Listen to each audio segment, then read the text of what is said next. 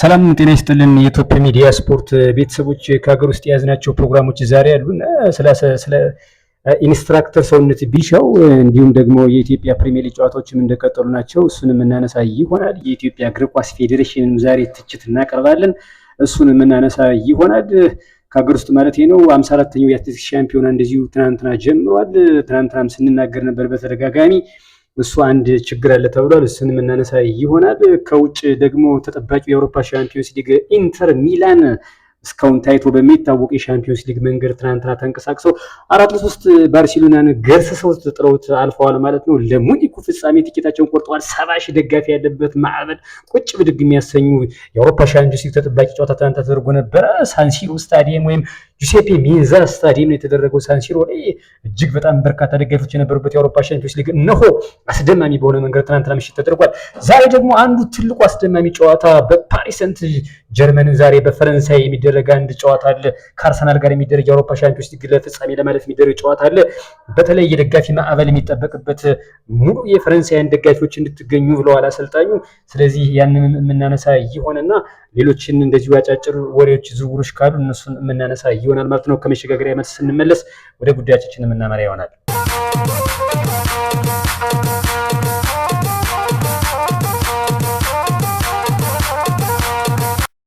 ተመልሰናል። ክብራትና ክብራን ፕሮግራሙን በመተንተን በኩል ገብረ መስቀል ያለው አብሬያችሁ ቆይታ አድርጋለሁ። የዛሬ በትልቁ የምናነሳው ስለ ኢንስትራክተር ሰውነት ቢሻው ነው። መጀመሪያ የምንጀምረው ኢንስትራክተር ሰውነት ቢሻው እንደምታስታውሱት የኢትዮጵያ ብሔራዊ ቡድን ከ31 ዓመት በኋላ ያሳለፉ ትልቅ አንጋፋ ኢንስትራክተር አሰልጣኝ ናቸው። እኒህ አሰልጣኝ አሁን የሚገኙት አዲስ አበባ ታዳጊዎችን እያሰለጠኑ ይገኛሉ።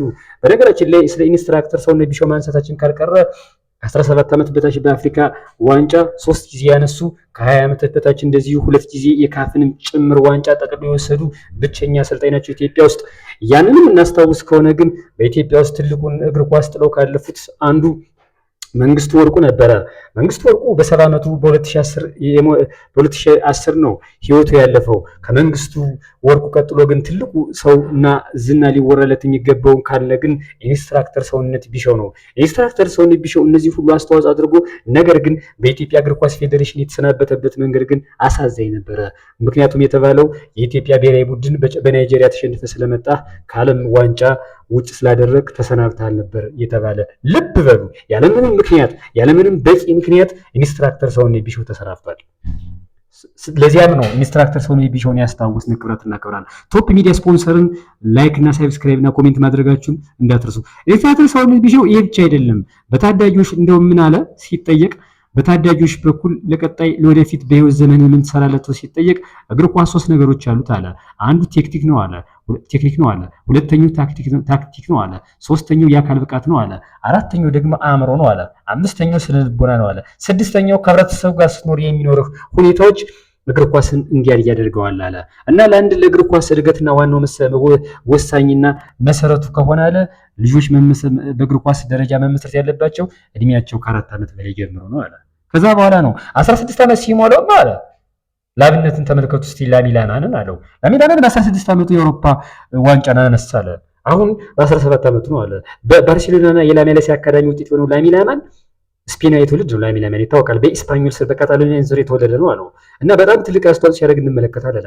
እኛ ሀገር ግን አለ እግር ኳስ አለ ከጋምቤላ ስለመጣ፣ ከአማራ ስለመጣ፣ ከኦሮሚያ ስለመጣ፣ ከትግራይ ስለመጣና በግድ የሚጎተት የጨርቅ ኳስ አይደለም አለ ኢንስትራክተር ሰውነት ቢሻው። እነዚህ ነገሮች ተሰርቶ እግር ኳሱ ላይ ለውጥ ካልመጣ እስከበቀረ የእግር ኳስ ፌዴሬሽኑ እነዚህ ነገሮች ካላነሳ ካላስተካከለ ቀጣይነት እግር ኳሱ አደጋ ያንዣብበት ብሏል። ወርጅ አይደለም ስለ ኢንስትራክተር ሰውነት ቢሻው ያልኩት፣ ስለ ኢትዮጵያ እግር ኳስ ፌዴሬሽን አንድ ጉዳይ ላነሳ ስለፈለኩ ነው ያልኩት። የኢትዮጵያ እግር ኳስ ፌዴሬሽን የሚመሩት ክቡር ፕሬዝዳንት ኢሳያስ ጅራ ናቸው። ኢሳያስ ጅራ እናውቃለን በኢትዮጵያ እግር ኳስ ፌዴሬሽን ውስጥ ተጽዕኖ ያላቸው ሰው ናቸው ለማለት አያስደፍርም። ምክንያቱም የሚመረጡበት መንገድ ለኔ አወዛጋቢ ነው። እንደውም ብዙ ቅሌቶች አሉት ከምርጫው ጀርባ ነው የሚባለው። ምክንያቱም ስራ አስፈጻሚዎች ናቸው እነዚያ የሚመርጡት አካላት ጋዜጠኞችና በእርግጥ አልፎ አልፎ ተውጣጥተው ነው የሚመርጡት ምርጫና ሲመረጥ ብዙ ሚሊዮን ዶላር ረብጣ ልክ እንደ ውጭ ሁሉ ይወጣበታል ነው የሚባለው የኢትዮጵያ እግር ኳስ ፌዴሬሽን ምርጫ ሲመረጥ። ለኔ እንግዲህ ተከታታይ እንግዲህ አሁን ሰውየው 4 ዓመት ጨርሰው የስራ ዘመናቸው እንደገና ደግሞ እየመሩ ነው። በኢትዮጵያ እግር ኳስ ፌዴሬሽን ላይ ያመጡት ለውጥ ምንም አይታየኝም። እና እኒህ የፌዴሬሽን ፕሬዝዳንት ተጠያቂ መሆን አለባቸው። ልክ እንደ አትሌቲክስ ፌዴሬሽን ፕሬዝዳንት ኮማንደር ደራርቱ ቱሉ እንደወረደችው ሁሉ ኢሳያስ ጅራ መልቀቅ አለበት። በኢትዮጵያ እግር ኳስ ፌዴሬሽን ምንም ዋስትና የሌለው ስራ ነው እየሰራ ያለ እና የኢትዮጵያ ብሔራዊ ቡድን ላለበት ሁኔታ ደግሞ እጅግ በጣም አስቸጋሪ ነው። የኢትዮጵያ ብሔራዊ ቡድን በጣም አሁን ያለበት ደረጃ አሳፋሪ ነው። ከ200 ሺህ ብር 200 ሺህ 200 ሺህ ብር 300 ሺህ የሚከፈለው ተጫዋች ዝም ብሎ ነው ሜዳ ላይ እየዞረና እየተንከባለለ ያለ። ስለዚህ ለታዳጊዎች የሚመጣው ብርና ከስፖንሰር የሚገኘው ብር እኔ የኢትዮጵያ እግር ኳስ ፌዴሬሽን የት እንደሚጥለው ብሩን መጠየቅ አለበት ፌዴሬሽኑ ራሱ እና ለኔ በጣም ያስቀኛል። የኢትዮጵያ እግር ኳስ ያለበት ሁኔታ በጣም አደገኛ ሁኔታ ነው ያለ። ብዙ ጊዜ ነው የምንጠቅስ። እስቲ እንመልከት። ሞሮኮ፣ ደቡብ አፍሪካ፣ ናይጄሪያ፣ አልጄሪያ፣ ሴኔጋል፣ ጊኒ ቢሳው፣ ቱኒዚያ፣ ማላዊ እግር ኳስ ሁኔታቸው እንዴት እንዳደገ እስቲ ፕሮጀክታቸውን እንመልከት። የሚከፍሉት ክፍያ በሊጋቸው በጣም ዝቅተኛ የሚባል ክፍያ ነው የሚከፍሉት በሊጋቸው። የእኛ ሀገር ግን ስንመጣ ግን ቅዱስ ጊዮርጊስ፣ ኢትዮጵያ መድን በለው፣ ሲዳማ ቡና በሉት፣ ሀዲያ ሆሳዕና በሉት፣ ወላይታ ዲቻ በሉት፣ ንግድ ባንክ በሉት፣ አርባ ምንጭ በሉት፣ ፋሲል ከተማ በሉት፣ መቻል በሉት ምን ዋጋ አለው? ሊጋችን ከፍተኛ ውዱን ክፍያ እየከፈለ ለእግር ኳሳችን ለውጥ የሚመጣ ከሆነ ዋጋ አለው። እና ሊግ አክሲዮኑ የሚመራው በእነ መቶ አለቃ ፈቃደ ማሞ ነው። ተመሳሳይ ናቸው መቶ አለቃ ፈቃደ ማሞና ኢሳያስ ጅራ። ለውጥ የለም። ስለዚህ ህብረተሰቡ ህዝቡ ሆ ብሎ ይሄን ነገር ካላስተካከለው የኢትዮጵያ እግር ኳስ ወደፊቱ በጣም ያንዣብባል። አሁን ሰው ተስፋ ቆርጧል። እግር ኳስ ሲነሳ ቶ አትሌቲክስ ግን ይላል ሰው ወዶ አይደለም። እርግጥ ነው አትሌቲክሱ ችግር እንዳለበት ማለት ነውና እንደ ኢንስትራክተር ሰውነት ቢሻው አይነት አሰልጣኞች እስከ መቼ ነው ኢትዮጵያ ውስጥ የሚገኙት ነው? አሁን ኢንስትራክተር ሰውነት ቢሻው አዲስ አበባ ታዳጊዎችን እያፈሩ ፕሮጀክት ከፍቷል። በግሉ ድጋፍ መደረግ አለበት። እውነት ነው ስፖንሰር ያደርጉታል ተቋማት፣ ግን ድጋፍ መደረግ አለበት። ታሪካዊ አሰልጣኝ ነው። እነ መንግስቱ ወርቁ ባለፉበት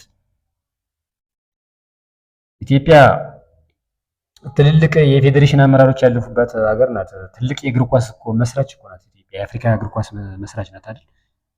ይድነቃቸው ተሰማ ባለፈበት የፌዴሬሽን አመራሮች ይመጡና እግር ኳስ ፌዴሬሽንን ያውን በሌላ ሙያ እግር ኳሱ ሙያ በሌላቸው ሰዎች ነው እየተመራ ያለ። ተደጋጋሚ ነው እየተናገረ ያለ ፌዴሬሽኑ።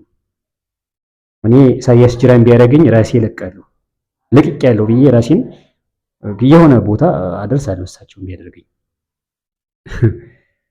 በባለፈው የኦሎምፒክ ፕሬዝዳንታችን ዶክተር አሸብር ወልደ ጊዮርጊስ ይሄው ልቀቁ ተብለው ሳይለቁ ቀሩ።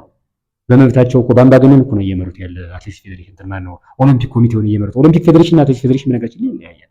አትሌቲክስ ፌዴሬሽን ጎበዝ ናት፣ ለቀቀች። ጀግና ናት። ለኔ ኮማንደር ደራርቱ ቱሉ ጎበዝ ጀግና አድንቄያለሁ፣ ለቀቀች። ኦሎምፒክ ኮሚቴውን የሚመራው ፕሬዝዳንቱ ዶክተር አሸብር ወልደ ጊዮርጊስ ግን እስካሁን ድረስ አልለቀቀም። እንደዚያ ሁሉ ኢሳያስ ጅራ፣ ክቡር ፕሬዝዳንት ኢሳያስ ጅራ እግር ኳሱን ሊታደጉት ይገባል። ከወዲሁ ጠንካራ ስራ መስራት አለባቸው። ስታዲየሙ የሚሰራው በማን ነው? እኔ ስታዲየሙን የባህልና ቱሪዝሟ ወይዘሮ ሻንካን አደንቃለሁ ከኢሳያስ ጅራ ይልቅ። እሷ እየመጣች ትጎበኛለች። ኢሳያስ ጅራ የባህር ዳር ስታዲየም መጥተው በቅርብ ጎብኝተው ያውቃሉ? አያውቁም። ምናልባት ከቅርቡ ሐዋሳና ድሬዳዋ ነው ሲሄዱ የምናያቸው። ስለዚህ መጥተው መጎብኘት አለባቸው። እኔ በቅርብ እሳቸውን አውቃቸዋለሁ፣ በስልክ ማውርቻቸዋለሁ ክቡር ፕሬዝዳንቱ ኢሳያስ ጅራ እና በአንድ ወቅት አውርቻቸው ነበርና ይሄ ለውጥ የሌለው ስራ ለኔ ለውጥ የለውም ነው ምንም ነገር ማንም። ስለዚህ ቶፕ ሚዲያን ሰብስክራይብ እያደረጋችሁ ኮሜንት መጻፍ ትችላላችሁ። ማንም ችግር ካለ በ0997622478 እየደወላችሁ ማማከር ትችላላችሁ። ችግሮች አሉ ኢትዮጵያ እግር ኳስ ፌዴሬሽን ላይ ቁጭ ብለን ብዙ ችግሮች የሚፈቱ አሉ። በፌዴሬሽኑ ውስጥ የቫር እንኳን የቪዲዮ አሲስታንስ ትክክለኛ ስልጠና የሌለበት ሀገር ኢትዮጵያ ውስጥ ነው። የተወሰኑ ናቸው። እንደነ ኢንተርናሽናል ዳኛ በአምላክ ተሰማና እንደነ ኢንተርናሽናል ዳኛ ቴዎድሮስ ምትኩ አሁን በባለፈው አዳማ ከተሞች ሲጮህበት የነበሩት ዳኛ በጣም ጎበዝ ዳኛ ነው። ለኔ ፓውዛ ጠፍቶ እንደዛ ዳኛ እየተሳደቡ ዳኛው እኛን ሰደበን ብለው ቅሬታ ያቀርባሉ። ስህተት ነው። ዳኛ እየተሳደቡ ዳኛ እየዘለፉ ጨዋታ ሲደረግ ከኤሌክትሪክ ጋር ከዘሪሁን ሸንገታ ቡድን ጋር ነበር ሲያደርጉ ነበር። በወቅቱ ዳኞች ሲሳደቡ ነበር። እና እንዲህ አይነት ባለበት ሁኔታ የኢትዮጵያ እግር ኳስ ፌዴሬሽን ለኔ የማደግ እንትኑ ያሳስበኛል። ሊጉ እንኳን እስካሁን እንኳን ፌዴሬሽኑ እግር ኳስ ፌዴሬሽኑ በእርግጥ ሊጉ የሚመራው በሊጉ አክሲዮን ነው። ሊግ አክሲዮን የሚመራው ማለት የኢትዮጵያ እግር ኳስ ፌዴሬሽን አይደለም። ተደጋጋሚ አይደለም የምንናገረው። ለዚያ ነው እኮ ከክቡር ፕሬዝዳንት ኢሳያስ ጅራ ላይ አሁን እንደዚህ አይነት ቅሬታዎችና ትችቶች እያመጣን ያለ ነው። ስለዚህ እነዚህ ነገሮች መስተካከል አለባቸው ከወዲሁ። ይሄኛው ጉዳይ ነበር የምናየው። ይሄንን ለማለት ፈልጌ ነው። ለማንኛውም እርምት መውሰድ አለበት ፌዴሬሽኑ። ይሄን ለማለት የፈለግነው በተጨባጭ ሁኔታ መረጃዎች ስላሉ ነው። እነዚህ ነገሮች እርምት መውሰድ አለበት ፌዴሬሽኑ ለማለት ፈልጌ ነው። ሌላኛው የኢትዮጵያ ፕሪሚየር ሊግ ጨዋታዎች እየተደረጉ ነው። አሁንም ቀጥለዋል። 28ኛ ሳምንት ደርሷል። ትናንትና መብራት ኃይልና ቅዱስ ጊዮርጊስ ተገናኝተው ነበረ። ሁለቱ የድሮ የቅዱስ ጊዮርጊስ አሰልጣኞችና ተጫዋቾች ተገናኝተዋል። ዘሪሁን ሰኝታ አሰልጣኝ ነበር፣ ተጫዋች ነበር የቅዱስ ጊዮርጊስ። ፋሲል ተካልኝ የቅዱስ ጊዮርጊስ ተጫዋች ነበር፣ አሰልጣኝ ነበር። ሁለቱ ትናንትና ተገናኝተዋል። መብራት ኃይል ይህንን ጨዋታ 1-0 ተሸንፈዋል። ፈረሰኞቹ ትናንትና ጣፋጭ ድል አስመዝግበዋል። የፋሲል ተካልኝ ቡድን 1-0። በነገራችን ላይ ፋሲል ተካልኝ በባህር ዳር ከተማ በጣና ሞገዶች ላይ ውጤታማ አልነበሩ። ከዚያም በኋላ ሄደው ሌሎችን ክለቦች ሞክረዋል። ሄደው ክለቦችን አይደል የነበሩ ክለቦችን ሞክረዋል። ነው ሊቂጤና ወራለ ማንንትራ ሲዳማ ምናምን ሞክረው ነበር አይደል። አሁን ቅዱስ ጊዮርጊስ ላይ በእርግጥ ነጥባቸው ጥሩ ነው፣ ግን ቅዱስ ጊዮርጊስ አሁን ያለበት ደረጃ ጥሩ አይደለም። ግን 1-0 ትናንትና ጣፋጭ ድል አስመዝግበዋል። በጸሎት ልዑል ሰገድ ቡድን ኢትዮጵያ ንግድ ባንክ አምና ሻምፒዮኑ ኢትዮጵያ ንግድ ባንክ ያምነው ማለት ፈልጌ ነው። ዘንድሮ ወልዋሎ ዓዲግራት ዩኒቨርሲቲ ጋር ተገናኝቶ በወራጅ ቀጠናው ወልዋሎ ዓዲግራት ዩኒቨርሲቲ ጋር ተገናኝተው ሁለት እኩል ተያይተዋል። አሁንም ነጥብ ጥሏል። በጸሎት ልዑል ሰገድ በጣም ምርጥ ቡድን የሰራው ነገር ግን ከወዲሁ ማሻሻል አለበት። አምና ሻምፒዮን ነበር፣ ዘንድሮ እውነት ነው ተከታታይነት ላይኖረው ይችላል፣ ግን ጥሩ ነበር ማለት ፈልጌ ነው። ሌላው ወራጅ ቀጠናው ሽሬ እንዳስላሴ ከፋሲል ከተማ ጋር 1-1 ተለያይተዋል። ፋሲል ከተማ ውበቱ አባተን በቀጥታ ማባረር አለበት። 11 ሚሊዮን ብር ነው የሚከፍለው ለ3 ዓመት። አሁን ተደጋጋሚ ነው እየተናገርኩ ያለሁኝ። ትናንትና በፌስቡክ ፔጅ ስከታተለው ነበረ። እዞት የገባበት የእግር ኳስ ፍልስፍና አይመችም። ለፋሲል ከተማ ደጋፊዎች በጣም ያስከፋል። አጼዎቹ ወራጅ ቀጠና ውስጥ ማለት ነው። አሁን በሂሳባዊ ስሌት እኮ ፋሲል ከተማ ወራጅ ቀጠና ውስጥ ነው ያለ ማለት ነው። እና ወራጅ ቀጠና ነው ሽሬ እንዳስላሴ ትናንትና 1-1 ነው የተለያዩት። ሲመራ ነበር፣ ይመራል፣ ጎል ይቆጠርበታል። ምን ማለት ነው? አሁንም ውበቱ አባተ መታየት አለበት። ምናልባት ፋሲል ከተማ በእርግጥ ሰውየውን ሲያባረር የሚከፍለው ብር ክፍያ ይኖራል አይደል? ሲፈራረም አሰልጣኙ ሲባረር የሆነ ተከፍሎ ይሄ ሰውዬ ክረምት ላይ ካልተባረረ ፋሲል ከተማ ለውጥ አያመጣም። እኔ ብዙ ሚሊዮኖችን እየተጎዳ ይመስለኛል። አጼዎቹ እየተጎዱ ነው። ስለዚህ ደጋፊው ማጤን አለበት። ከወራጁ ሽሬ እንዳስላሴ ማለት እኮ የወረደ ክለብ ነው። 17ኛ ደረጃ ተቀምጦ 20 ነጥብ ያለው ነው በፕሪሚየር ሊግ በኢትዮጵያ ፕሪሚየር ሊግ። ምንም ጥሩ እንቅስቃሴ ያላደረገ ክለብ ጋር ገጥሞ 1-1 ተለያይቷል ትናንትና። ስለዚህ ውበቱ አባተም በቀጣይ መታየት አለበት በደጋፊ ፊት ለማለት ፈልጌ ነው። ደጋፊ ጫና ካላደረገ የፋሲል ከተማ ስራ አስኪያጅና ቡድን መሪ ያባሩታል ተብሎ አይጠበቅም። ደጋፊው ጫና ማድረግ የለበት እና ፋሲል ከተማ የሚያሳዝን ነው። ትናንትና ነጥብ ጥሏል ማለት ነው። የጦና ንቦቹ ወላይታ ዲቻ ከአርባ ምንጭ ዛሬ ይጫወታሉ። ጦና ንቦቹ በጣም የሚገርም ቡድን ተመስርተዋል ዘንድሮ። አዞዎቹ ምንም ጥርጥር የለውም ጥሩ ቡድን ነው። አዲስ አዳጊ እንደመሆናቸው ተመልሰው ነው የመጡ። በርግጥ በፕሪሚየር ሊጉ ድሮ ይሳተፉ ነበር በነገራችን አዞዎቹ አርባ ምንጭ። ወላይታ ዲቻ ግን በጣም ጥሩ ቡድን፣ የያሬድ ቡድን በጣም ምርጥ ነው። እነ ያሬድ ላየው ሁሉ አስፈርሟል። ያሬድ ገመቹ ቡድን በጣም ቆንጆ ቡድን ነው። ለኔ ዛሬ 9 ሰዓት ይጫወታሉ። ማለትም እኔ ስቱዲዮ ከገባሁበት ኦልሞስት 7 ሰዓት ነው የገባሁት እና ከገባሁበት ጀምሮ እንደማለት ነው 9 ሰዓት ነው የሚጫወቱት ማለት ነው። ጥሩ ጨዋታ ያሳዩናል። ኢትዮጵያ መድን መሪ ነው። በጣም የሚገርም ኢትዮጵያ መድን ከጣና ሞገዶቹ ባህር ዳር ከተማ ጋር ይገናኛል። የደጋረገ ይዞ ቡድን ጋር ዛሬ 10 ሰዓት ይገናኛል። ያው ኢትዮጵያ መድን ይታወቃል፣ ምንም ጥርጥር የለውም ሻምፒዮን ለመሆን የሚያደርገው ጉዞ ነው። ዛሬ ግን ጠንካራውን ባህር ዳር ከተማ 3ኛ ደረጃ የተቀመጠው ባህር ዳር ከተማ ነው የሚገጥመው። አሰልጣኙም ጎበዝ ነው። የኢትዮጵያ መድን የባህር ዳር ከተማ አሰልጣኝ በጣም ምርጥ የሚባል ነው ደጋረገ ይግዘው። ነገር ግን ከደጋረገ ይግዘው እኔ አንድ የምጠብቀው ነገር አለ። የባህር ዳር ከተማ ሕዝብ ራሱ በእግር ኳስ ወዳድ እንደመሆኑ መጠን ሻምፒዮን መሆን ይፈልጋል። ይህን እንዲያሳየን እንፈልጋለን። የእግር ኳስ አፍቃሪያን ሁሉም ይፈልጋል ደጋረገ ዋንጫውን እንዲያነሳ ለማለት ፈልጌ ነው። ለማንኛውም ከኢትዮጵያ መድን ጋር ይገናኛል። ኢትዮጵያ መድን ምርጥ አሰልጣኝ ነው ያለው ለማለት ፈልጌ ነው። ይህን ጨዋታ ሁለቱ ቡድኖች 10 ሰዓት ያደርጋሉ ማለት ነው። የኢትዮጵያ ፕሪሚየር ሊግ ደረጃ ሰንጠረዥ እንመልከተው። ኢትዮጵያ መድን 54 ነጥብ አለው፣ አንደኛ ደረጃ ነው። ሁለተኛ ኢትዮጵያ ቡና 45 ነጥብ አለው። ሶስተኛ ባህር ዳር የጣና ሞገዶች 43 ነጥብ አላቸው። አራተኛ ፈረሰኞቹ ቅዱስ ጊዮርጊስ 40 ነጥብ አላቸው። አምስተኛ መቻል ወይም የድሮ መከላከያ ማለት ነው 39 ነጥብ አለው። ስድስተኛ ሀዲያ ሆሳዕና 38 ነጥብ አላቸው። ሰባተኛ ወላይታ ዲቻ የጦና ንቦች 38 ነጥብ አላቸው። ስምንተኛ ንግድ ባንክ ወይም ሲቢኤ 37 ነጥብ አለው። 9ኛ ሲዳማ ቡና 36 ነጥብ አለው። 10ኛ ፋሲል ከተማ ነው ልብ በሉ 35 ነጥብ አለው። 11ኛ አርባ ምንጭ 35 ነጥብ አለው። 12ኛ መብራት ኃይል 32 ነጥብ አለው። ወራጅ ቀጠናውን እንመልከተው። 15ኛ የተቀመጠው ሐዋሳ ሐይቆቹ 28 ነጥብ አላቸው። 16ኛ አዳማ ወራጅ ናቸው 23 ነጥብ አላቸው። 17ኛ ሽሬ እንደ ስላሴ 20 ነጥብ አለው። ለዚህ ነው ውበቱ አላቶ ስሞክስ የነበረ። 18ኛ ወልዋሎ ዓዲግራት 13 ነጥብ አለው። ከዚህ ጋር ተጋጥሞ ነው ነጥብ የጣለው ፋሲል ከተማና ማስተካከል አለበት ብለን እናስባለን ለማለት ነው። የኢትዮጵያ ፕሪሚየር ሊግ ጨዋታዎችን ይመስላሉ። ነገ የሚኖሩትን ደግሞ በነገ በሚኖረው ፕሮግራማችን የምንዳስስ ይሆናል ማለት ነው። 54ኛው የኢትዮጵያ አትሌቲክስ ሻምፒዮና ውድድር እየተደረገ ነው። ውድድሩን አይተን ነው ወደ ክቡር ፕሬዝዳንቱ የምንገባው እና ትናንትና ያው 10000 ሜትር የሴቶች የፍጻሜ ውድድር ነበረ። ሁለተኛ ደረጃ የነበረችው አትሌት የአማራ ክልል አትሌት በጣም ጎበዝ ነበረች። ዙሩን እስከ 12ኛውና እስከ 13ኛው ዙር አፍጥነው አትሌት መቅደስ ሽመልስ፣ ነገር ግን መጨረሻ ተሸነፈች። ይህ አሰልጣኟ ድክመት ነው እና የነበረው ምንድነው ትንፋሿን ሰብሰብ አድርጋ መጀመሪያ የነበራትን ኃይል ወደ ኋላ ቆጥባ ጉልበቷን በኋላ ነበር ኢነርጂ ፉል ሆና ዙሩን አክራ መጨረስ ያለባት። 10 ሺህ ለማለት ፈልጌ ነው። 10 ሺህ በጣም ጠንካራ ውድድር ነው። በነገራችን ላይ ዙሩም ጠንካራ ስለሆነ ለማለት ፈልጌ ነው። ኦልሞስት ከ24 ዙር በላይ ስለሆነ በጣም ጠንካራ የሚባል ዙር ነው። ስለዚህ ትናንትና የሴቶች 10000 ሜትር የሴቶች የፍጻሜ ውድድር ላይ አትሌት ትዕግስት ደጀኔ 32 ደቂቃ ከ58 ሰከንድ ከ40 ማይክሮ ሴከንድ ከአዳማ የወርቅ ሜዳሊያ አግኝታለች። ቀጣይ በጃፓን በሚደረገው የዓለም ሻምፒዮና ቶኪዮ ላይ ለሚደረገው አንድ ምርጥ አትሌት ተገኝተዋል ማለት ነው። ሁለተኛ የተቀመጠችው እንደዚሁ አትሌት መቅደስ ሽመልስ ከአማራ ክልል 33 ደቂቃ ከ06 ሰከንድ ከ07 ማይክሮ ሰከንድ ከአማራ ብር አግኝታለች። በጣም የሚመሰገን ነው። በጣም መርታ መጨረሻ ላይ የተሸነፈችው።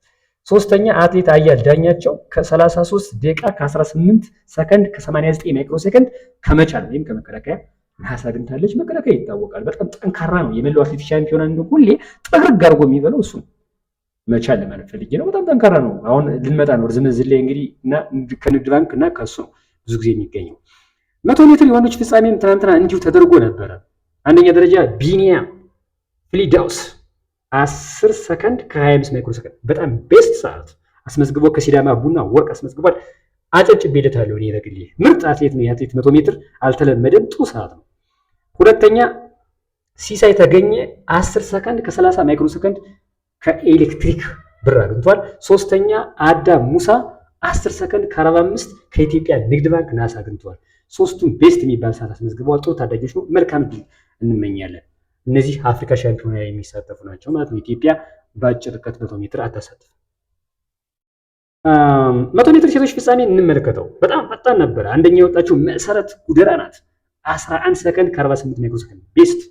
ሁለተኛ ሰላማዊት ኮከብ 11 ሰከንድ ከ60 ማይክሮ ሰከንድ ከኤሌክትሪክ ብር አግኝታለች። ይህ ምርጥ ሰዓት ነው ለራሷ ለግሏ። ሶስተኛ አርያት ዱቤ ናት፣ ታዋቂ ናት። ዱቤ አርያት ዱቤ 12 ከ05 ኢትዮጵያ ንግድ ባንክ ሶስተኛ ደረጃ ይዛ ጨርሳለች ማለት ነው። ይህ ውድድር 54ኛው የአትሌቲክስ ሻምፒዮና ውድድር የሚደረግበት ዋናው ዓላማ በጃፓን ቶኪዮ አትሌቲክስ ሻምፒዮና የሚወክሉ አትሌቶች የሚመረጡበትና የ54ኛውን የኢትዮጵያ አትሌቲክስ ሻምፒዮና የወከለ ነው። ይህ ውድድር በአዲስ አበባ ወጣቶች ስፖርት አካዳሚ እየተደረገ የሚገኝ ውድድር ነው። ውድድሩ ዛሬ ሁለተኛ ቀኑ ላይ ነው ማለት ነው።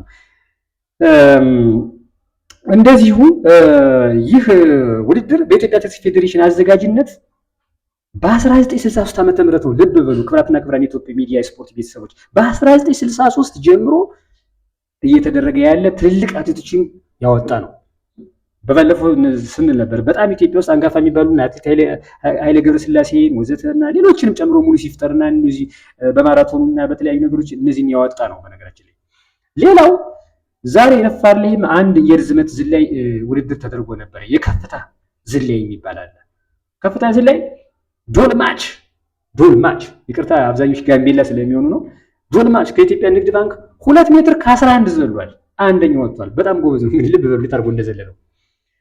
ሁለተኛ ዳኒ ሌሞ ከሲዳማ ቡና 2 ሜትር ከ30 ያኛው 2 ሜትር ከ11 ነው። 2 ሜትር ከ30 ሁለተኛ ደረጃ ይዞ ጨርሷል። ሶስተኛ ደረጃ የወጣው ኦኬሎ ኡጁሉ ከመቻል ወይም ከመከላከያ 2 ሜትር ዘሎ ሶስተኛ ደረጃ ይዟል ማለት ነው። ርዝመት ዝላይ እንመልከታ። ይሄ ከፍታ ዝላይ ነው። እርዝመት ዝላይ ደግሞ በሴቶች ደግሞ አንደኛ ደረጃ የወጣው ኡመድ ማነው? ፓኛ ኡመድ ከሴቶች ይቅርታ የወጣው ሳይሆን የወንድ ስም ይመስላል። ይቅርታ ክብራትና ክብራን ግን የሴቶች ነው። ከቤኒሻንጉል ስለሚሆኑ ነው። አንደኛ የወጣችው በርዝመት ዝላይ ፓኛ ኡመድ ከኢትዮጵያ ንግድ ባንክ 6 ሜትር ከ21 ዘለዋለች። ተመልከቱ እንግዲህ 6 ሜትር ከ21 አንደኛ። አርያት ከኢትዮጵያ ንግድ ባንክ 5 ሜትር ከ92 ሁለተኛ። ሙኒር ተማም ሴት ናት። ሙኒራ ተማም ከሲዳማ ቡና 5 ከ79 ሶስተኛ ይዘው የርዝመት ዝላይ ጨርሰዋል ለማለት ፈልጌ ነው። እና 54ኛው የኢትዮጵያ አትሌቲክስ ሻምፒዮና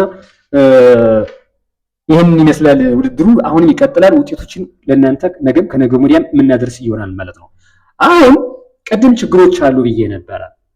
ተመልከቱ እንግዲህ እኔ ከሰሞኑ ስለ ኢትዮጵያ አትሌቲክስ ፌዴሬሽን በፕሮግራማችን ስናወራ የነበረው ችግሮች አሉ። ትክክል ነው። አሁንም የኢትዮጵያ አትሌቲክስ ፌዴሬሽን ችግሮችን ካልፈታ ከባድ ነው። ተመልከቱ እንግዲህ መም 8 መም ነው ውድድር ለማድረግ የሚደረገው መም አንዱ መም ተበላሽቷል፣ ከጥቅም ውጭ ሆኗል። ተመልከቱ እንግዲህ ኢትዮጵያ ብዙ ዶላር እና ቢሊዮችን የምታገኝበት ውድድር አንዱ አትሌቲክስ ውድድር ነው። ምንም ጥርጥር የለውም። የኢትዮጵያ ሕዝብ አትሌቲክስ ይወዳል። ነገር ግን መም ተበላሽቷል። ከ8ቱ መም አንዱ መበላሸቱ ያሳዝናል። አሁንም በአትሌቲክስ ፌዴሬሽኑ በጣም የሚያሳዝን ጉዳይና ሁነትና ክስተት ነው። ይህ ችግር ሊፈታና ሊታይ ይገባዋል ለማለት ፈልጌ ነው። አንዱ መም ተበላሽቷል። ክቡር ፕሬዝዳንቱ የአትሌቲክስ ፌዴሬሽን ፕሬዝዳንት ኮማንደር ስለሺ ስህንም ተገኝቶ በሚዲያዎችም በእኛ በኢትዮጵያ አገር በቀል በሆኑ ሚዲያዎች በኢትዮጵያ ብሮድካስቲንግ ኮርፖሬሽን ጨምሮ ትናንትና ሲናገር ነበረ። የምን ብልሽት ገጥሞናል ሲል ነበር። እኔ በባለፈው ውድድሩ ከመደረጉ በፊት ስናገር ነበረ። የምን ችግር አለ? የትራክ ችግር አለ ኢትዮጵያ ውስጥ ማስተካከል አለበት። ይህንን ማን ነው ችግሩ ሊፈታው የሚገባው የሚለው ከወዲሁ መታየት እንዳለበት ይሰማኛል ለማለት ፈልጌ ነው። ጠንካራ የሚባል ውድድር ለማንኛውም ይሄ 54ኛው የኢትዮጵያ አትሌቲክስ ሻምፒዮና ውድድር እየተደረገ ይገኛል ማለት ነው። ከመሸጋገሪያ በኋላ ስንመለስ ደግሞ የሴቶች እንደዚሁ ፕሪሚየር ሊግ የኢትዮጵያ ሴቶች ፕሪሚየር ሊግ ሻምፒዮን ይሆናል። እሱን እንጠቅስና ወደ ውጭ የምናመራ ይሆናል።